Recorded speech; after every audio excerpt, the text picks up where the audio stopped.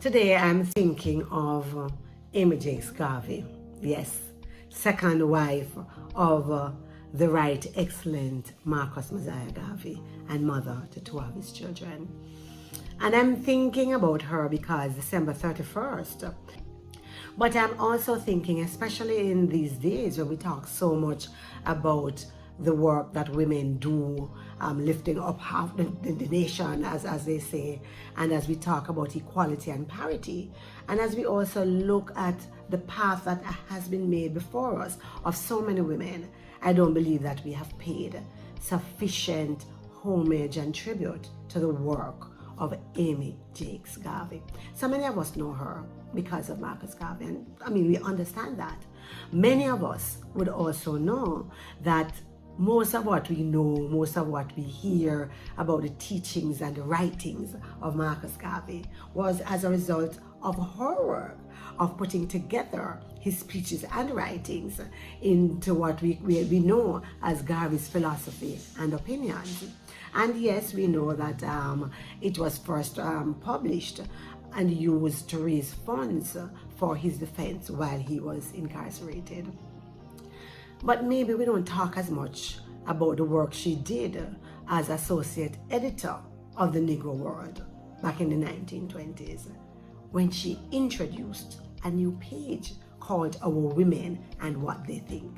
The 1920s, a page about our women, what they think, the status of women, looking at Black female historical figures, looking at the profiles of leading Black women, you know, and these were columns that were written by and were about members of the women's auxiliaries.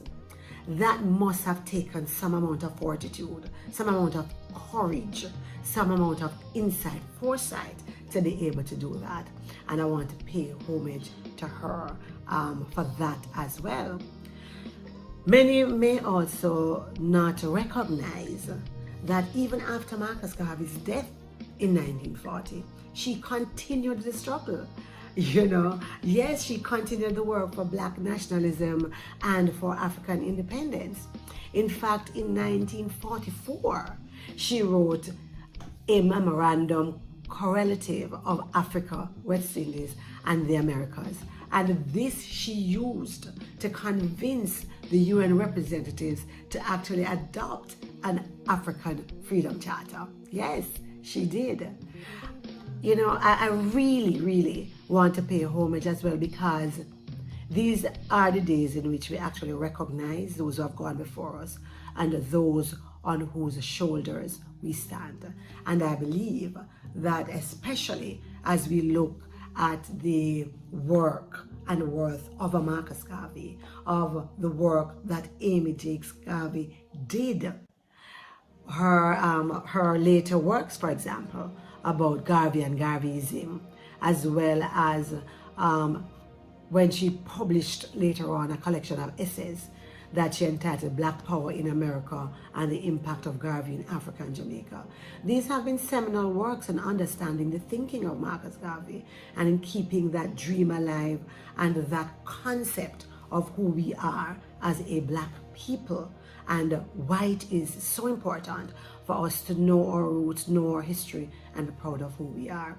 So today, to Amy Jacques Garvey, to the Garvey family, I lift my proverbial hat for a woman that really has blazed the path, and one I believe that we don't celebrate as often as we should.